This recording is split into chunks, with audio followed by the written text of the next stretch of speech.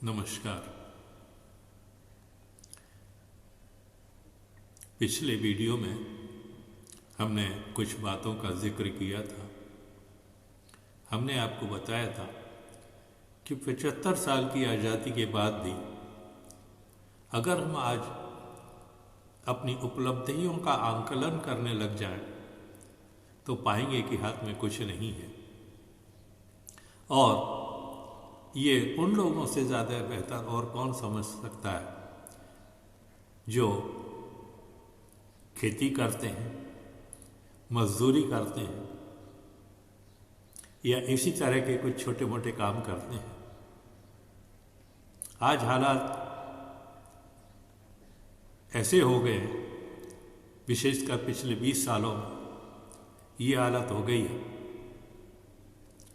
कि जो छोटे मोटे कारीगर थे वो बेकार हो गए हैं, क्योंकि उनके काम बड़ी बड़ी कंपनियों और कारखानों ने छीन लिए। हाथ होते हुए भी हाथ कटे हुए जैसे हो गए हैं उनके। और यही कारण है कि देश में गरीबी बढ़ रही है, लेकिन देश में जो धन है वो बढ़ रहा है। अब देखिए, ये बड़ी विचित्र बात है कि देश में धन तो बढ़े, लेकिन देश की गरीबी और भी बढ़ती जाए। इसका मतलब साफ ये है कि हमारे देश का धन कुछ गिने चुने लोगों की तिजोरियों में बंद है, और जो मध्यम वर्गीय लोग हैं और निम्न वर्गीय जो लोग हैं, अब मध्यम और निम्न वर्ग हम इसलिए कहते हैं कि जो गरीबी में जीते हैं उन्हें और क्या कहा जाएगा, या जो सिर्फ ये इंतज़ार करते हैं कि कब पहली तारीख आएगी और हमें तनख्वाह मिलेगी, और उस पहली तारीख के आते आते उनकी जेबें क्या, घर के डब्बे सब खाली हो जाते हैं। उनकी रसोई में अनाज के दाने भी दिखाई नहीं देते हैं। ऐसे हालात हैं उन लोगों के जो मध्यम वर्गीय हैं। तो निम्न वर्गीय लोगों के हालात क्या होंगे? बड़े अजीब से हाल हो गए हैं। हमें हमारे ही देश में भिखारी बना दिया गया है। जो देश का मालिक है, तो देश का मालिक कौन है? देश का मालिक वही तो है ना, जो देश का निवासी है। और कौन होगा? अब राजा महाराजाओं का समय तो रहा नहीं कि राजा या बादशाह देश का मालिक होगा। कहते हैं प्रजातंत्र में प्रजा ही मालिक होती है, और वो प्रजा आज हाथ फैलाए खड़ी हुई है इस उम्मीद से कि हमारे नेतागण आएंगे और हमारी झोली भर देंगे। आते ज़रूर हैं, 5 साल में एक बार सांत्वना देते हैं कि हम आपको समृद्ध बना देंगे, खुशहाली लाएंगे, आपके दिन अच्छे आएंगे, बहुत अच्छे आएंगे, हम हैं ना। और जब तक हम हैं तब तक दिन तो अच्छे आएंगे ही। अब दिन किसके अच्छे आएंगे, ये आपके सोचने की बात है, कहने वाले की या सुनने वाले की। आज़ादी की क्या हमने यही कल्पना की थी? गरीब तब भी गरीब था और आज भी गरीब ही है। पहले अंग्रेज राज करते थे और आज धनाधीश और दंडाधीश राज करते हैं। बस जिसका डंडा उसकी भैंस, कहते हैं पुरानी कहावत है, जिसकी लाठी उसकी भैंस। आज वो चरितार्थ हो गई है। आज हमारे देश में सिर्फ गुंडागर्दी के अलावा और कुछ दिखाई दे नहीं रहा है। अब राजनीति और गुंडागर्दी में कहाँ भेद किया जाए यही समझ में नहीं आता। गुंडागिरी कहाँ राजनीति में शामिल हो जाती है और राजनीति कहाँ गुंडागिरी पर उतर आती है, ये बड़े शोचनीय विषय है।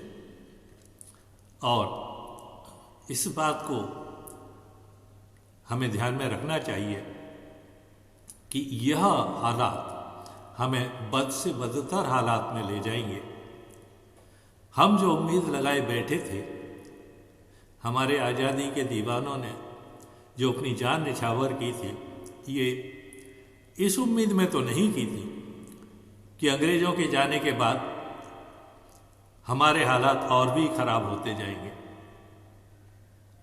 पता नहीं हम कौन से सपनों में जी रहे हैं, किन ख्वाबों में जी रहे हैं। सच तो ये है कि हमें चाहिए कि जो भी बातें हैं वो बड़े ध्यान से समझना चाहिए। यूँ तो 75 साल में एक बच्चा जवान होकर के वृद्धावस्था को पहुंच जाता है, पर हमारा देश कहाँ पहुंचा है? हमारा देश तो एक अपाहिज बच्चे की तरह आज भी पड़ा हुआ है। शुरू में ऐसा लगा था कि सचमुच में स्वराज आएगा, सुराज आएगा। देखिए, स्वराज और सुराज में फर्क होता है। स्वराज यानी अपना राज, और सुराज मतलब अच्छा राज। अच्छा राज्य वही होता है जो देश को समृद्ध बनाए। देश का मतलब 4-5 खरबपति नहीं होते। देश का मतलब होता है वो मजदूर किसान, वो मजदूर व्यक्ति जो कल कारखानों में काम करता है, जो छोटे मोटे काम करता है, वो छोटा मोटा कारीगर जो देश के कोने कोने में फैला हुआ है। जब तक वो समृद्ध नहीं होता, देश को हम समृद्ध नहीं कह सकते। वक्त तो बहुत बीत गया है, या यूं कहिए कि बर्बाद हो चुका है। लेकिन कहते हैं जहां से आँख खुले वहीं से सवेरा समझना चाहिए। हम सब की उम्र की एक सीमा होती है। जिंदगी कुछ अच्छा, कुछ सच्चा करने के मौका देती है। यूं तो जिंदगी हर कोई जीता है, कुत्ते, बिल्ली, हर जानवर, कीड़ा मकोड़ा सब जिंदगी जीते हैं, पर मकसद क्या होता है उनका? कुछ नहीं होता। जिंदगी वही जीता है जिसकी जिंदगी का कुछ मकसद हो। कहते हैं यूं पैदा हो के मर जाना न जीवन की निशानी है। अगर जीवन ही जीना है नई राहें बना कर दी जी। अब नई राहों का मतलब क्या है? तरक्की के रास्ते ढूंढो। और तरक्की के रास्ते तब आते हैं जब देश में, इंसानों में, मनुष्यों में, व्यक्तियों में प्यार की भावना हो। बिना प्यार के कोई भी देश, कोई भी व्यक्ति तरक्की नहीं कर सकता। क्योंकि प्यार होगा वहाँ सच्चाई होगी, जहाँ सच्चाई होगी वहाँ मेल होगा, और जहाँ मेल होगा वहाँ निश्चय ही संपन्नता होगी।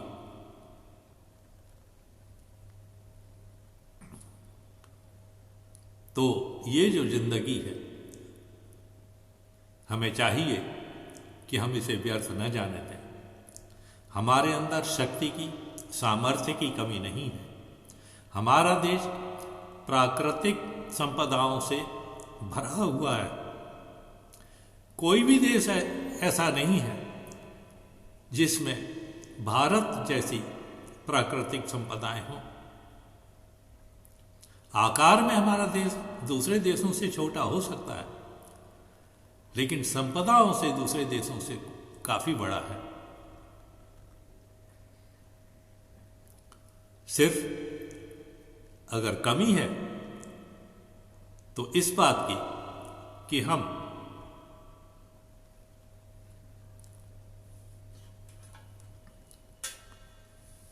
अपनी योजनाओं को एक सच्चे मन से लागू करें। सच्चे मन से लागू कैसे किया जाता है, अब इसको बताने की जरूरत नहीं है। आने वाली पीढ़ी के लिए कुछ ऐसा कर जाए कि वो हमें याद कर रखे कि हमारे बाप दादा कुछ ऐसा कर गए कि खुशहाली का आलम चारों ओर बिखेरा हुआ है। हम भारतवासियों में किसी चीज की कमी नहीं है। मार्गदर्शन चाहिए और सच्चा मार्गदर्शन चाहिए। हमारे अंदर अगर चाह है तो हम सब जानते हैं कि जहां चाह होती है वहां राह जरूर निकलती है। इस चैनल के माध्यम से हम आपको उस चाह और उस राह का दीदार कराएंगे, दर्शन कराएंगे। और अगर सचमुच में आप चाहते हैं कि हमारा देश खुशहाल बने, हम सब खुशहाल बने, निम्न वर्ग से लेकर के, पर हम तो कहते हैं वर्ग रहना ही की जरूरत क्या है। जब सब जगह खुशहाली होगी तो हम सब एक जैसे ही होंगे, तो मध्यम वर्ग, निम्न वर्ग, उच्च वर्ग ये सब अपने आप ही समाप्त हो जाएंगे। हमने तथाकथित नेताओं का सहारा देख लिया है। अब जरूरत है इन तथाकथित नेताओं का सहारा छोड़कर खुद के सहारे खुद बनकर दिखलाएं। जब तक हम अपना सहारा खुद नहीं बनेंगे तब तक कुछ नहीं होने वाला। कोई दूसरा आपको कुछ दे जाए, कर जाए, तो समझ लीजिए कि भीख है। और भीख का मतलब क्या होता है ये समझाने की जरूरत नहीं है। एक वक्त ऐसा था कि हम गुलाम थे, आज हम आज़ाद हैं। अपनी योजनाएं सही ढंग से लागू अगर की जाए तो देश को खुशहाल बनने में कुछ अधिक समय नहीं लगेगा। और अगर इस तरह का ही माहौल रहा कि विदेशी लोग आकर के हमारी कंपनियों, हमारी फैक्ट्रियों के मालिक बन जाए, तो आप भूले नहीं होंगे कि कभी कोई एक देश आया था व्यापार करने के लिए और हम सदियों तक गुलामी झेलते रहे उस एक गलती की। हम जानते हैं कि आज उस गलती को कोई दोहराने की इच्छा नहीं रखता। इसलिए हमें अपने आप पर भरोसा करना चाहिए, अपने लोगों पर भरोसा करना चाहिए। हम एक दूसरे पर भरोसा करेंगे तो ही तो आगे बढ़ सकेंगे।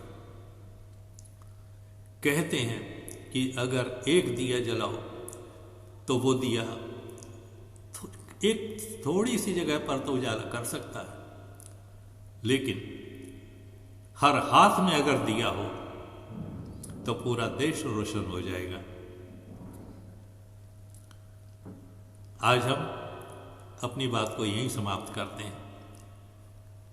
अगले वीडियो में हम आपको यह बताएंगे कि ऐसी कौन सी योजना है जिससे हर हाथ को काम मिले, हर इंसान समर्थ हो सके। क्या सरकार नहीं जानती इन बातों को? सब जानते हैं, मगर वो करते उतना ही जिससे उनकी खुद की जेबें भरी हों, मंत्रियों की और जो नेता है उनकी जेबें भरी हों। और जब वो जेबें भरते हैं तो सरकारी अफसर भी अपनी जेबें भरने से चूकते नहीं हैं। तो चलिए अगले वीडियो में हम देखेंगे कि हम कैसे अपने आप को समृद्ध बनाएं। धन्यवाद, शुक्रिया, मेहरबानी। Thank you very much.